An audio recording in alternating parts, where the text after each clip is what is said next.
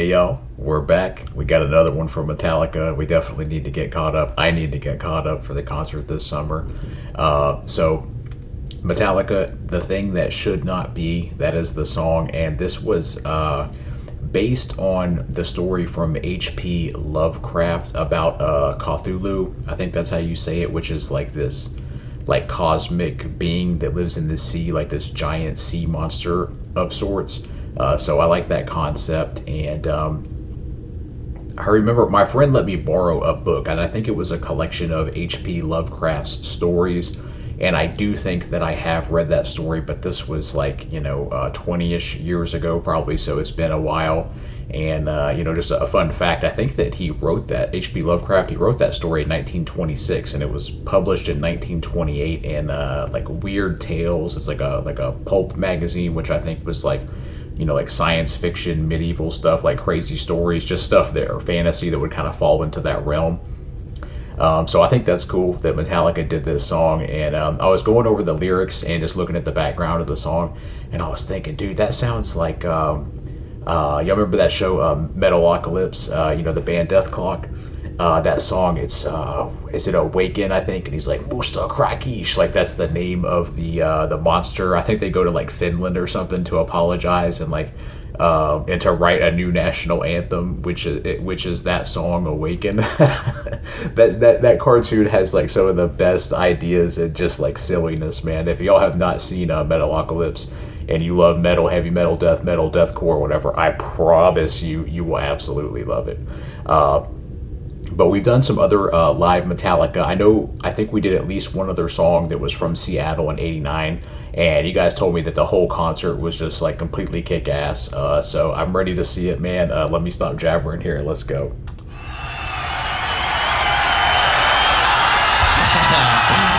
How's everybody doing, okay, man? Shit. It's fucking hot one tonight, man. I'm liking this though, man. I'm fucking happy as hell. This is great shit. Really good to see all you guys, man. Thanks a lot. It's fucking cool. We're gonna play some of the Master of Puppets now that we just started doing a little bit ago. And it's about the heaviest number known to mankind. It's a big old fat motherfucker called The Thing That Should Not Be. And so that is Jason Newsted, right? He was the bass player in that time frame. I know you guys have given him a lot of praise for his not only his bass playing, his musical talent, but for his vocals as well. And just that, like, I don't know, he's just like a likable, cool guy, and you can see it there, like totally comfortable on stage and just like talking to the crowd, getting people pumped up. And I love it.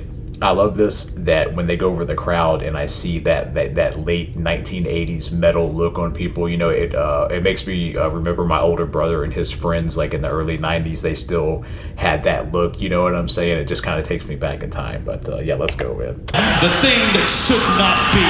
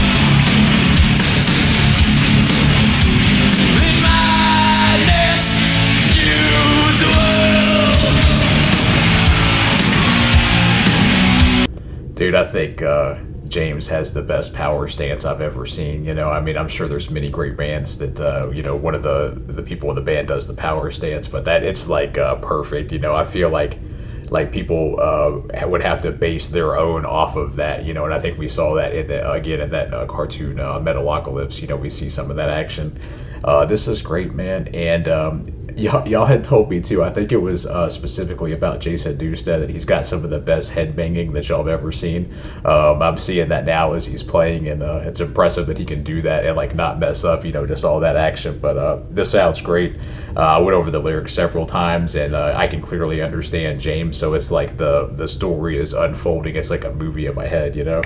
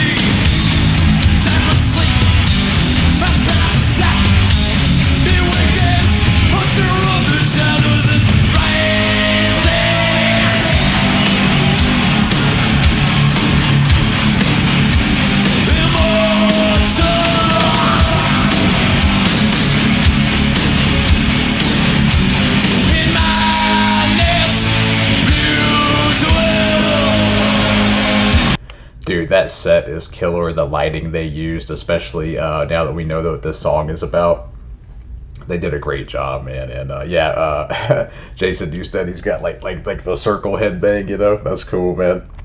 Yeah, this is good, dude. And and during the song, I believe when I was reading the lyrics, there's like a cult that's summoning Cthulhu. I think that's how you say it. Yeah. So I just like the whole premise, you know. And when we were going over Queensryche's Operation Mindcrime, the Wikipedia said it was a rock opera, and I'm wondering now if Metallica, if their albums, or at least some of them, if they are like a thrash or metal opera in a sense, that is it one theme throughout the entire album, because their lyrics they seem more meaningful than some things that I've seen before.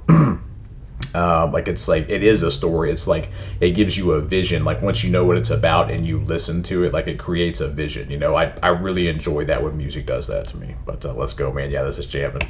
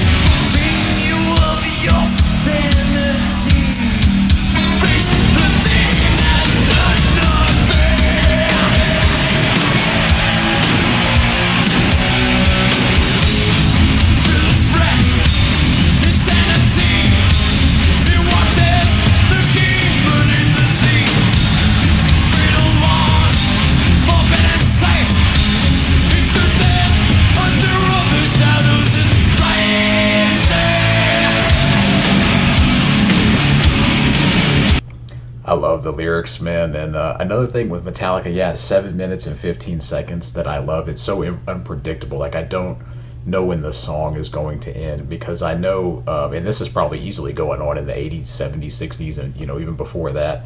Is like producers and radio stations like say, well, your song has to be like 3 minutes and 10 seconds, or anywhere up to 3 minutes and 45 seconds. You know what I mean? And they're like, screw that. We're doing real music the way we want from the artist. I appreciate that when artists do that. They don't get pushed into that. Well, we got to be radio stars. Obviously for Metallica that didn't matter at all. You know what I mean?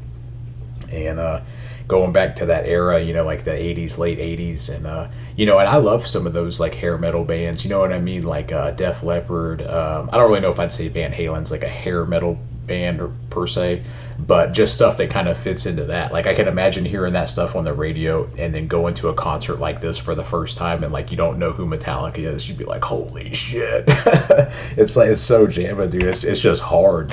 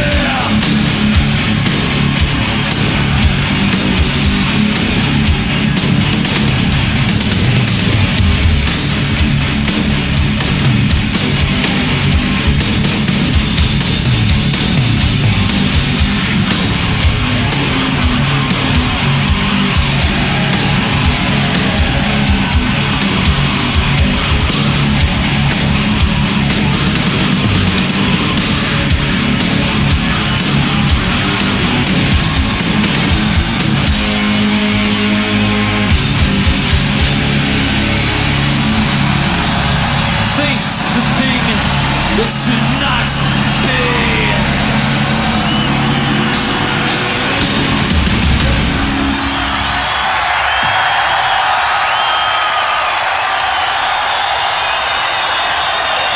Oh, is that too fucking heavy or what? Yeah, that was intense. Like I said, I can't even imagine being there at that concert in that time frame in the late 80s and just being like, oh my God. That was a great song, man. I need to do a lot more Metallica in the coming months. I'm definitely becoming a big fan of them. Like I said, I've always liked Enter Sandman, and I think it was Sad But True, like those songs, like the radio hits that I'm familiar with from like, I guess, I don't know, early to mid 90s time frame. But I like them, dude. And the more I'm reading about the band and like their personal stuff, I'm becoming more of a fan. And I saw James Hetfield on Joe Rogan's podcast, and talking about how he's like a beekeeper and like how bees communicate and all this stuff. It was actually like interesting, and I was kind of shocked because I don't know what I was expecting, from somebody who's like super rich and famous and like iconic and like all this stuff, but to get to know them as people, I kind of want to go through some other interviews with all of them and just like get to know them, because I feel like it makes me, I can better feel the music when I know where the artists are coming from, like their personalities, like stuff they're into. But yeah, we'll be seeing some more Metallica. I'm not sure what will be next, but I'm excited about it, and I'll see you guys here on the next one.